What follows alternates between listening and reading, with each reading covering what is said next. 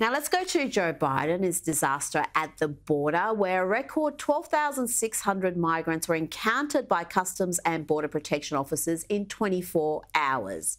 And that's just the ones that were encountered. Thousands of migrants are crossing illegally in the Rio Grande River at the US-Mexico border. The numbers waiting to be processed are exploding. The backlog for immigration hearings is now past 3 million.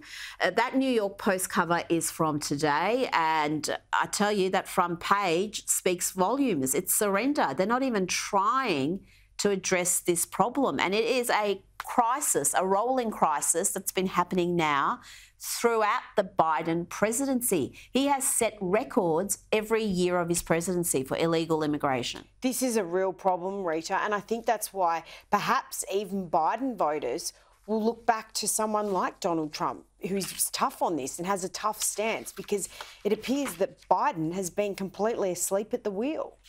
Oh, well, when he came to the presidency, when he was campaigning, he rolled out the welcome mat. He said, come, and not surprisingly, they came. When you've got pull factors, you're going to have those sorts of issues. Now, finally, let's end on a happy note, because I know how much you love Meghan Markle. So I found this story where she's made a comeback to acting, people. Yes, she's appeared as an extra in an Instagram ad for a coffee brand she's invested in. Let's have a look at the ad. I want to give a huge shout out to our amazing, clever team here at HQ. Without them, we are nothing. Our fulfillment crew, lovingly packing your lattes. They've been listening to Britney on loop since 2019.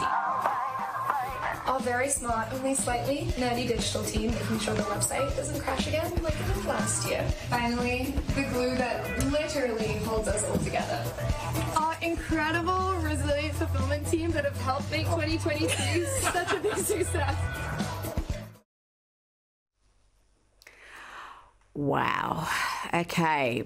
What do you make of that? It's got all sorts of reaction, mostly poor. I know what they were trying to do there, but really? Rita, she made Prince Harry leave the royal family for that. Look, I say this shows where her financial situation is, that she's now having to go on TikToks or social media posts for her business or ads. Her career has definitely taken a dive. But I will say this, to finish on a positive note, at least she's not attacking the royal family. Well, not in that ad, because she doesn't get to speak. Maybe if she got to speak, she would have. But you would think, if things were going well, the fact that her name is attached to a particular brand, people know she owns it or has some sort of investment in it, it would go gangbusters. But no, she's got to have some sort of a cute gimmick to actually push the brand. Sophie Ellsworth, always a pleasure. We'll see you again in 2024. Thank you, Rita.